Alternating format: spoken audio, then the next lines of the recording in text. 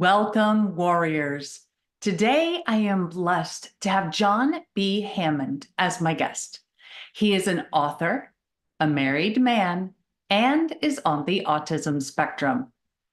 Grab a tissue and get ready to be blessed by a young man who embraces his diagnosis and does not allow it to define or limit him. Let's rock. Does your past haunt you? Maybe you're in a storm that feels like it will never end. Are you fighting a battle that's rendering you hopeless? Maybe you feel like you're fighting alone, but your battle was not meant to be a solo endeavor. You were meant to be a warrior among warriors. My name is Heather, and I grew up thinking my battles were nobody's business until I found myself in an abusive marriage and felt cut off from all avenues of help. In this podcast, you will hear warriors' words. They will tell you of their battles, both won and lost, their journeys, and their lessons learned along the way. But we don't stop there. These warriors will share how they have applied those lessons to go from warrior to survivor to thriver. Whether it's an abusive marriage, illness, mental health crisis, or any number of traumas this world dishes out, these warriors will use their words to help you find the beauty in your broken, move beyond your battles, and become the thriver God created you to be. Pick up your sword or boxing gloves and join the battle. Your words are powerful, my friends. Make them warrior words. Welcome back to the Warrior Words podcast. Today, we are discussing life on the autism spectrum with author John B. Hammond. John is a first-time fantasy novelist who loves aviation and storytelling. But before we hear John's story, here's a wonderful review from Kim Stu Inspired. Kim writes, "Learn to be a warrior. So thankful for Heather's brave steps to share God's love and hope for those walking through battles." Thank you, Kim. Hope is so powerful, as is God's love. I'm grateful you heard both in these episodes. Would you like me to read your review on an upcoming episode? Please go to Apple Podcasts and leave a review for the show. Your comments and star ratings help people find the Warrior Words podcast. It only takes a few minutes of your time and would help us so much. Thank you. And would you like to become a Warrior Words insider? Get all the latest news at subscribepage.io/pearls of wisdom. And that link will be in the show notes for you. Now, on to the show. Hi, everyone. As you heard in the intro, my guest today is author John B. Hammond, and he's here to have a conversation with us about the autism spectrum and his role and his experience with autism. So welcome, John. How are you today? Good. Thanks for having me. All right. Well, thank you for giving us your time and for joining us today. So I mentioned you were on the autism spectrum. Can you tell us a little bit more about how that diagnosis came about for you? It's actually an interesting story because I was just starting at a new school. I had been really struggling towards the end of elementary school and basically dropped out and was homeschooled for sixth grade. And I just started a new school for middle school. And the school counselor, I don't remember what her official title is, but she was a counselor. Mm-hmm. And she was also a neighbor and someone who went to the same church as us, same church building and everything. So she was like a family friend. And she kind of quietly asked my parents, "Have you ever considered that your son might be on the autism spectrum?" And back then, I don't think we actually said autism spectrum as much because this was like 15 years ago. So I don't know if she used that same terminology as we do today. But so she kind of mom just came to me and said, "So you're gonna get a call to counselor's office. You're not in trouble, you know."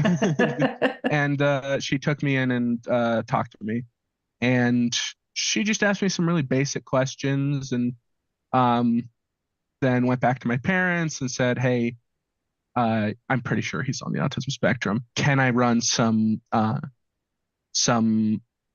tests?" I guess is the best way to put it. And it was basically just like questions and do this quiz and stuff like that.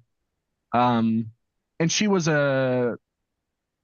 a degree, I believe, in behavioral therapy or something like that. So Hmm. she was an expert, but she like wasn't PhD about it, but she knew what she was doing. And she said, I'm pretty sure he is most likely diagnosis is Asperger's, which again, I still use that term. I know it's not as Right. used today as autism spectrum disorder, but like it's what I grew up with, and it's kind of its own category in the spectrum, Right. and some people, I don't ascribe to this, but some people think Asperger's might be different than autism spectrum disorder. I don't know. I mean, we're all learning about autism spectrum disorder Right. as we go, Yes. right? Even Yeah. the people who are the experts, right? So, Yes, um, things do keep changing. If anybody listened to the episode, what was it, episode number 14, I talk about my son who's very similar. You're just a few years older than he is. So mm, again, about 15 years ago, and that was what part of his diagnosis too was the Asperger syndrome, and mm. he was not happy when they reclassified it I to was not either. ASD.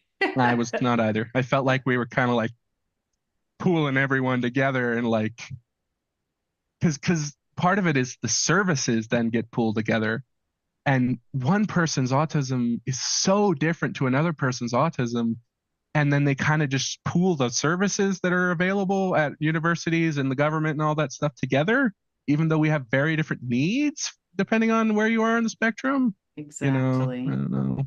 I could No. talk about that for a whole other interview, but I don't want to do that too much.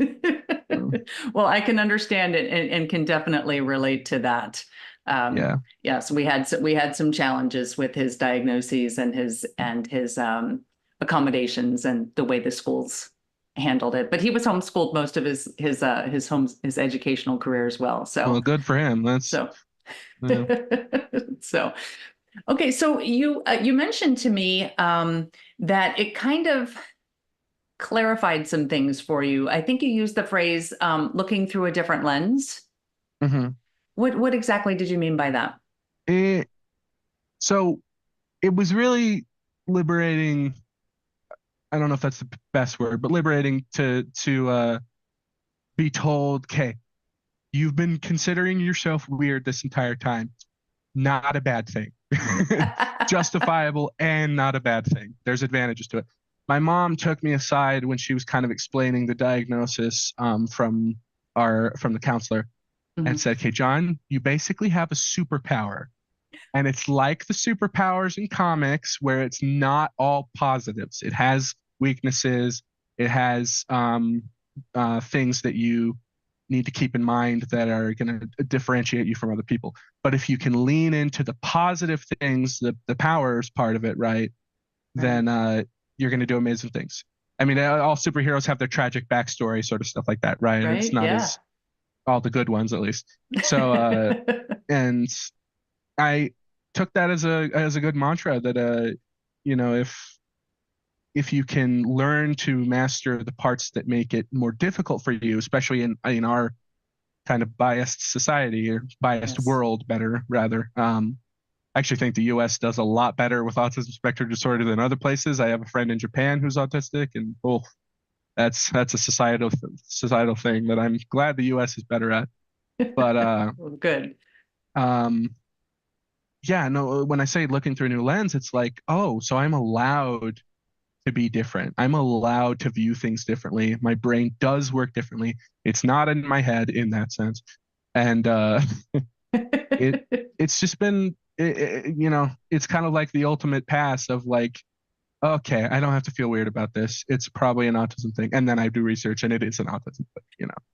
So Well, I like how you told us that, how your mother explained it to you, mhm. because I think that took kind of, at least this is my interpretation, is that it kind of took the sting out of a diagnosis or Mhm. a label.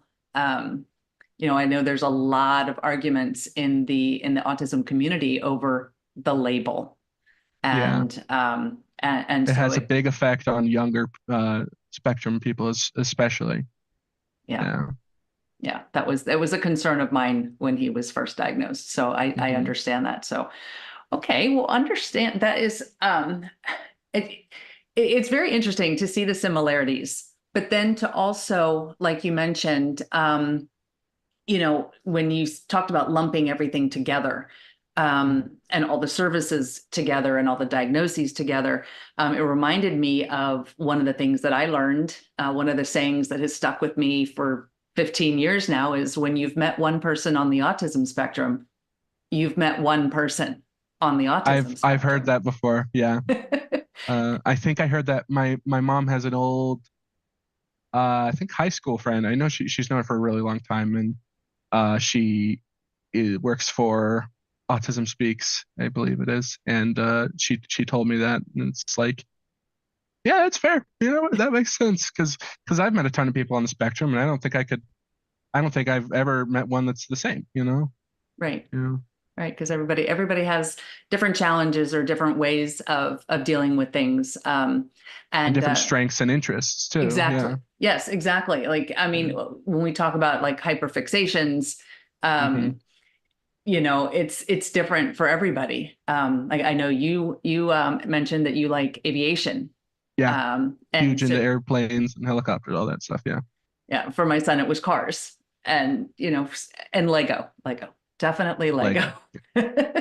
I think Lego, like, I think Lego should I don't know, somehow be a thing for Au- autism. Autism sponsor. Yeah. Autism sponsor. Yeah. I mean, hey, everything has its place. There's very clear instructions. It's like it works. Yes. You know, tied into all the nerd stuff. And that's another thing. So you brought up that word nerd. When I was, now I am considerably older than you. So when I was growing up, that word nerd was a bad Hmm. word. It, Yeah. if you were a nerd or a geek or a weirdo, those were bad words. And it's Mhm. not something that a student, elementary through high school, nobody wanted to be part of those groups. And now I listen to my son and my daughter, and they're badges of honor. Yeah. Everybody wants to be a geek and a nerd. I And was I, like on the tail end of that, where like like first year high school, like the switch flipped and suddenly it was cool. I think it was Elementary when school, middle Dungeons and school, right? Dragons came out, right? No, it came out. It came out in the 70s. I'm pretty sure it was still Oh yeah. derogatory back then, but I um, I had a think it set. just I had a switched, game. and I think Marvel's what really kicked it. Marvel Yeah, was, yeah. yeah, So, but okay. Well, we've mentioned some challenges. One of the things that I like to talk about on the Warrior Words podcast is, so you're a warrior. So you have battles and you have fights, I so to like that. Yeah. speak, and then and then we talk about surviving. And now I understand the word survival or surviving in terms of autism may not fit, because while you survive one challenge, Mhm. another one may appear as soon as the next day or the next hour even. Mhm. um, and another thing that I learned was what works one day doesn't necessarily work the next day. So you may have a routine that works for you, for years, and then all of a sudden that routine doesn't work anymore. Yeah, um, because you evolve and grow as a person, and autism changes your brain, and your brain still grows. Yeah, it changes a lot. So how do you feel that maybe if you could just share some of your ways that throughout, from your diagnosis through now, that you have felt like you have survived or are surviving certain challenges that autism has made present in your life? Mm. I agree with you that survive is kind of a weird term to apply here. I hear people use the word thrive a lot when it comes to Mhm. autism. That's my Um, next word. well, there you go. I'm one step ahead. No, but I think that the living day to day kind of comparison with survive is still very, very viable. And because, as you said, like things don't work, the same method might not work day to day. You might need to kind of vary and stuff like that. And really, just there can be so much difficulty in day to day stuff for autistic people and people on spectrum. And a lot of that the hard part for that isn't just that it's difficult, it's that it's difficult for you, but not for the average person. And Good so getting that distinction. sympathy and empathy is really hard, because what might seem like a really dirt simple task to someone else Hmm. can be a really huge cliff for you to climb, you know? Right. Yes. And we've experienced a lot of that in our household. So I understand that well. So I do want to talk about your thriving because you have a couple different ways that I know of, and you may have more. But one is that you mentioned that you have, and I love this term, an amazing wife, and that is Yeah. and that is not something I think that is well known.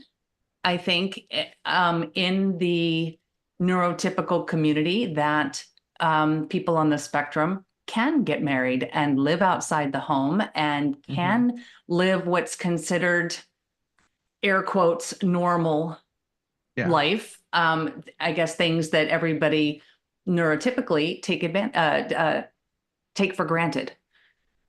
So I'd love for you to share a little bit about your wife and your marriage and maybe how that works for you. Yeah.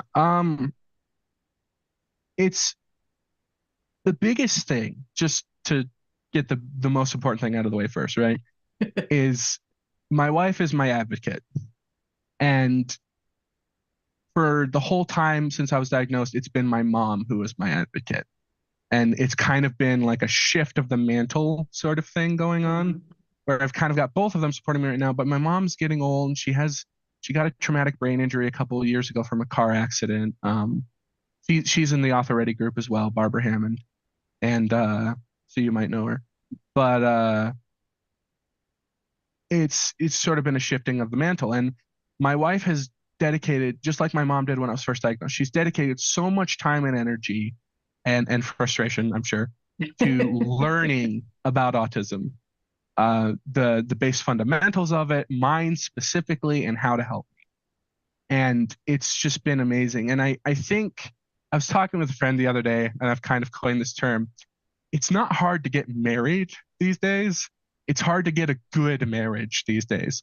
Like if you went out and found someone who was Yes. like super desperate to be in a relationship, and you were super desperate to be in a relationship, nothing is legally holding you from being together, right? But to find, Right. especially as an autistic person, finding someone who's going to be good for you and that you can be good for is huge. And I think that's why there's so much of a difficulty for people on the spectrum to actually go and form those relationships, is that they really need to find the right person. And I know everyone in the romance department needs to find the right person, but I feel like the right person is a really literal interpretation in this case. No, I agree Um, because yeah, there are a lot more challenges, like you said, the day-to-day living and the routines and things, and having that advocate is so important. yeah. Um, Go ahead.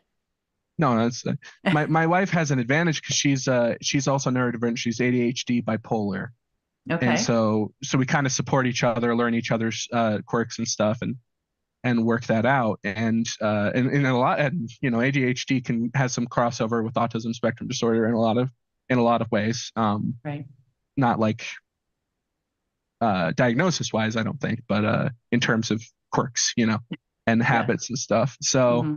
we've really learned off of each other and just sort of advocated for each other and figured it out. And she was only recently diagnosed a little bit before I met her, so it was like it's been really helpful for her because it's kind of a new experience for her. And yeah, I'm hearing a lot more adult diagnoses occurring. I know mhm, a few people in my life, in my world, that got their diagnoses as adults, and yeah, I know someone else who's searching and trying to get that adult diagnosis now. So yeah. yeah, I definitely, to anyone who reads this or reads this, listens to this or watches this, who thinks that they might have any kind of neurodivergent thing, but especially autism spectrum disorder, get an actual proper diagnosis. There is a trend of people self-diagnosing and because they, but if you're serious and you do think it, get an actual proper diagnosis. I was properly medically diagnosed at Primary Children's Hospital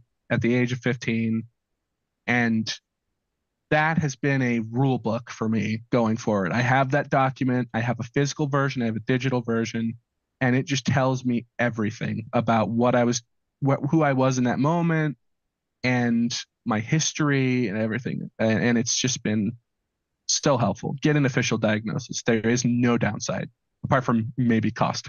But so Well, I was going to ask you about if you had any warrior words to leave for our audience, and I think you just did that.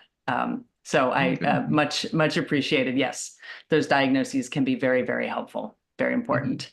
So another thing that I like to ask is, well, we're gonna get back to the other part of thriving, but I wanted, in terms of your history and your diagnosis and your marriage, maybe you could look back and share with us, because the thing I like to talk about is called beauty in the broken.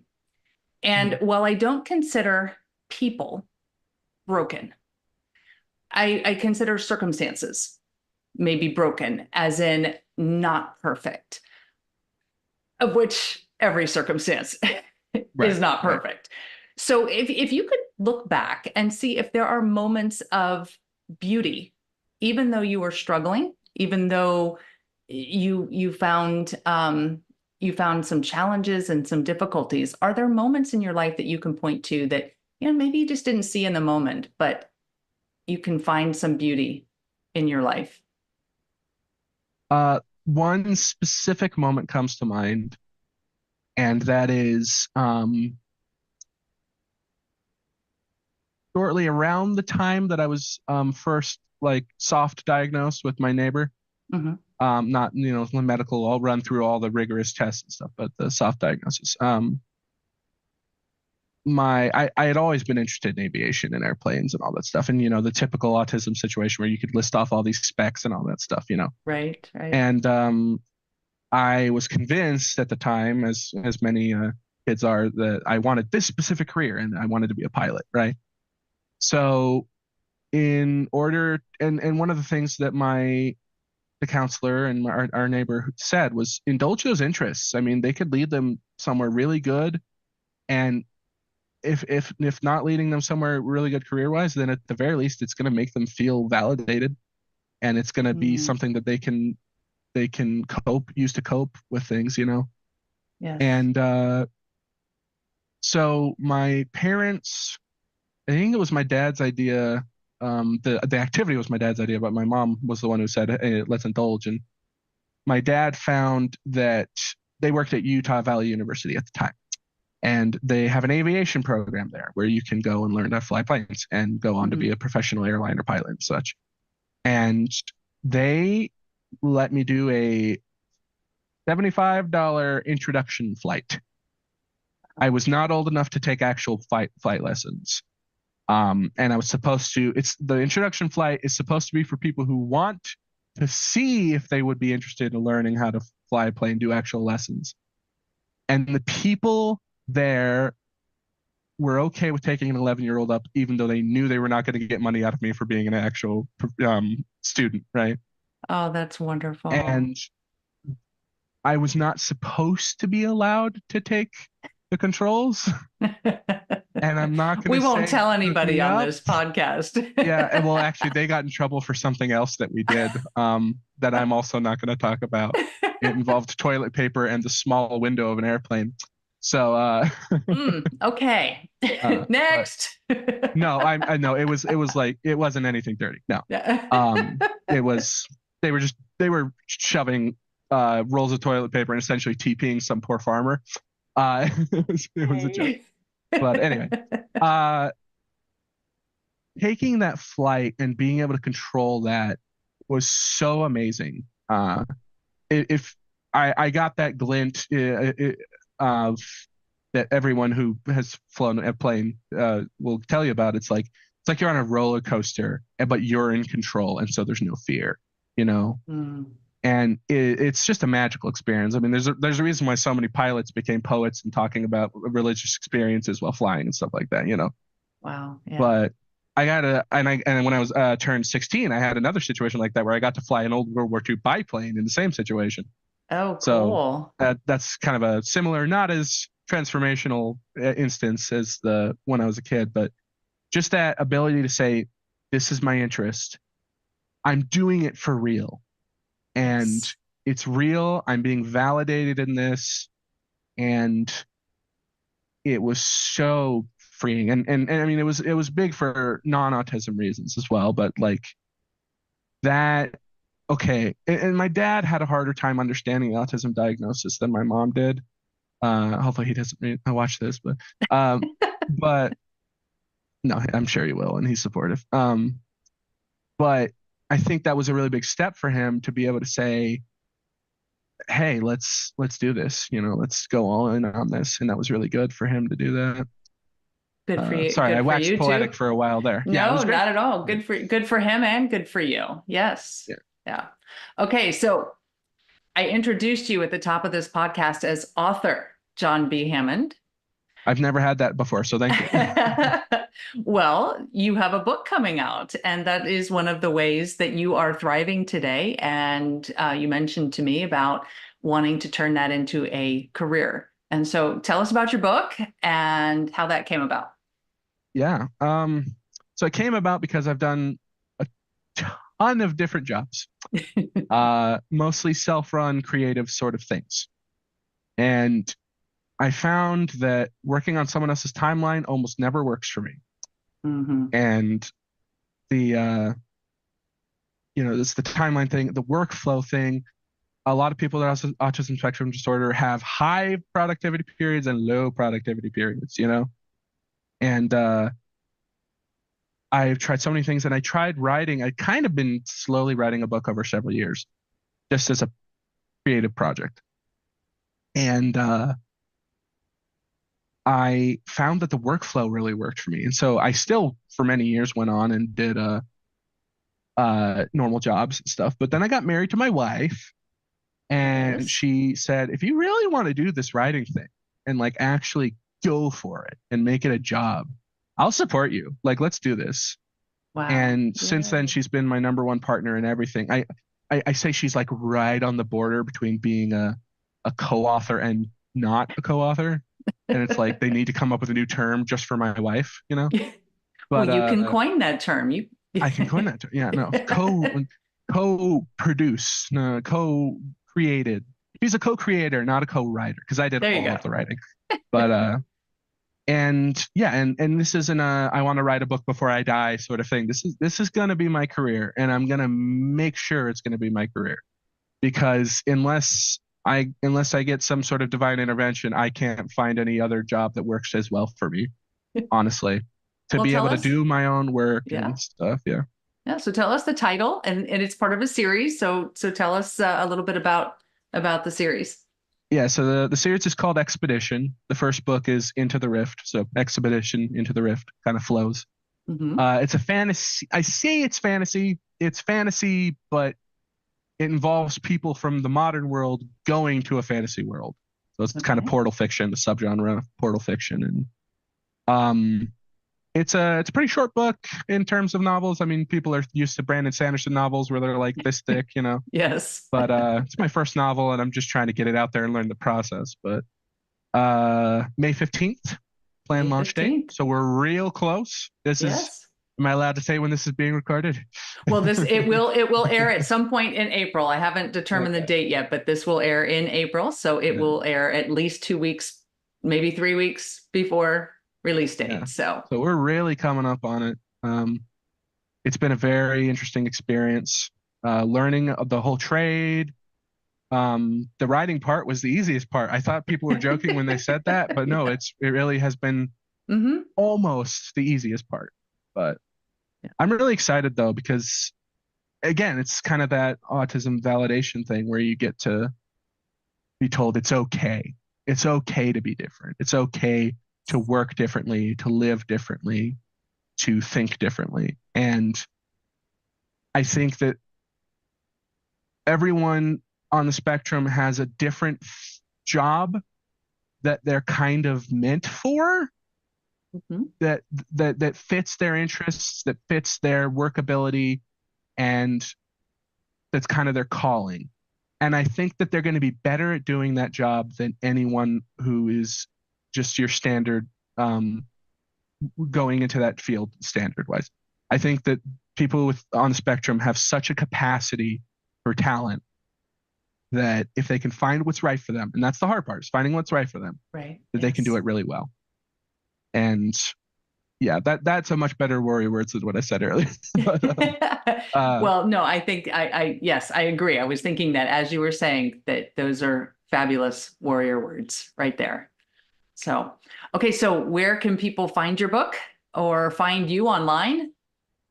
so online wise, it's just John B. Hammond author on basically all platforms. Mhm. I have johnbhammondauthor.com for our website, and that's where that's where we're going to be posting the main links.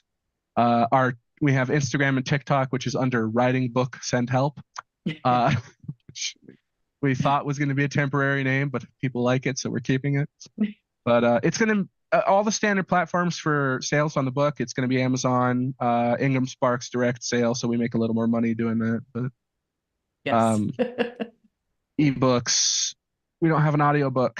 We're working on it, but yeah, just all the standard places really. I'm in the Utah area, so I'm going to be selling as many books as I can physically. I don't know how widespread geographically, if your audience is mainly in Utah or not. I don't know. Well, hopefully it's worldwide. Yeah, hopefully. I I know That's I what we know the all want, podcast right? has been Yeah, heard in multiple countries, so that's good. so that's great. It is great. I will admit I didn't do as much research as I meant to into the podcast. I went to listen to like 3 other episodes and I'm like, oh, that's today. Okay. No, that is all good. So what I'm going to do is I'm going to put your website and your social links in the show notes, and then as soon as we have a workable link, then I will get an Amazon link also in the show notes so that people can go get your book, and they can probably also get it directly from your website once it's released. And I will say that I have watched all of their videos. Now, I am not a TikTok person, but I watch them all on Instagram. And you guys have a really fun account. You guys are really cute. And Ours. You've yes, watched ours. yours, I did. Oh, okay. I thought you were talking about someone else. No, Who? no, Yeah, I was. we have so much fun with that. And I said to my wife going in with social media, I said, I'm not going to do it unless I get to do it my way. I'm not going to. And that's our way. So it's And funny. that's your So, way. And it is a lot of fun. It is a lot of fun. And I am honored that I got to be a part of your book cover choice. That was fun. Your did you book vote cover. on it?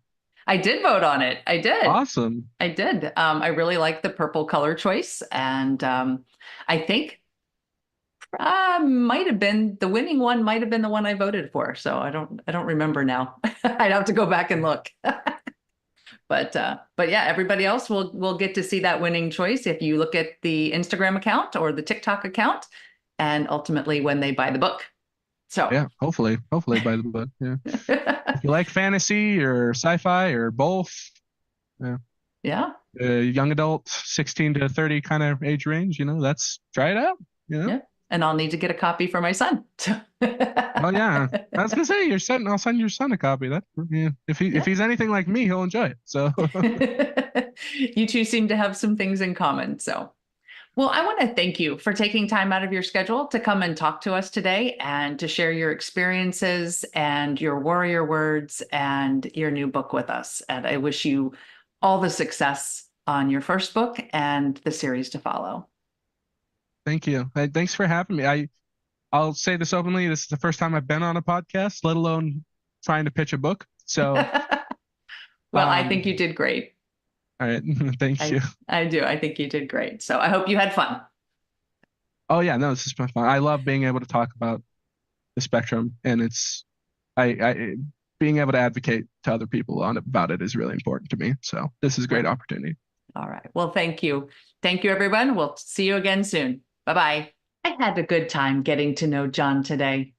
He has accomplished so much in his young life, and I'm looking forward to watching his author journey.